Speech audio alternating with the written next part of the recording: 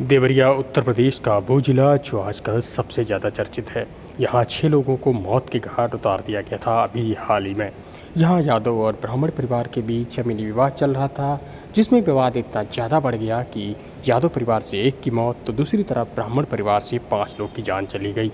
पर अब सरकार जागी और अब 20 अधिकारियों पर कार्रवाई की। अगर यही कार्रवाई पहले की गई होती तो शायद ये जानें नहीं गई होती। इसी पर अब अखिलेश यादव ने सरकार पर निशाना साधा है। अभी देवरिया की घटना के बाद लगभग 20 अधिकारियों पे कार्रवाई हुई है। यही सरकार, यही मुख्यमंत्री जी पहले जाग गए होते तो शायद ये घटनाएं नहीं होती। अगर कोई दोषी है जमीनों के विवादों को लेकर के, तो ये सरकार खुद दोषी है। पिछले 6 साल से ज्यादा समय होने जा रहा है। आखिरकार सरकार क्या कर रही थी? सरकार के अधिकारी और सरकार के लोग मिलकर के अन्याय कर रहे थे। और कई मौकों पर मैंने कहा कि सबसे बड़ी भूमाफिया पार्टी अगर कोई है तो वो भारतीय जनता पार्टी है।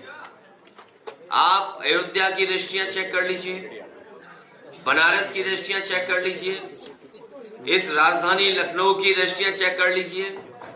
कानपुर में तो ऐसी घटना हुई कोई कल्पना नहीं कर सकता।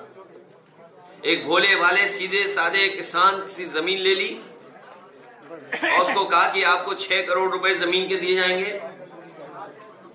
उस बेचारे किसान ने भरोसा कर लिया। बीजेपी के नेता ने जमीन खरीदी और उसके बाद उस किसान को लालच दिया और कहा कि मेरी चेक में कमी रह गई है, ये चेक मुझे वापस दे दो, मैं इसको ठीक करके तुम्हें दे दूंगा, तुम बैंक में जमा कर देना। उस किसान से 6 करोड़ रुपए का चेक वापस लिया और चेक फाड़ करके फेंक दिया। वो रोता रहा, परेशान हुआ, कई बार गया, इधर उधर दौड़ा, लेकिन बीजेपी के नेता ने उसकी मदद नहीं की, न चेक वापस किया। वहीं दूसरी तरफ अखिलेश यादव ने जातीय जनगणना पर भी बात की और कहा कि भारतीय जनता पार्टी चुनाव आते आते जातीय जनगणना पर भी बात करने लगेगी।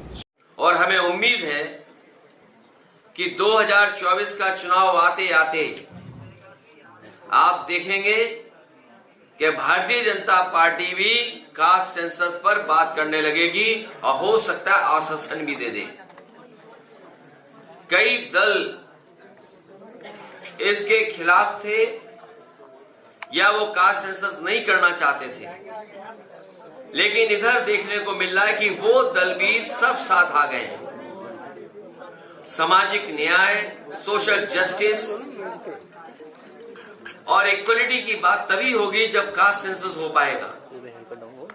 बीजेपी प्रोपेगेंडा में बहुत आगे है।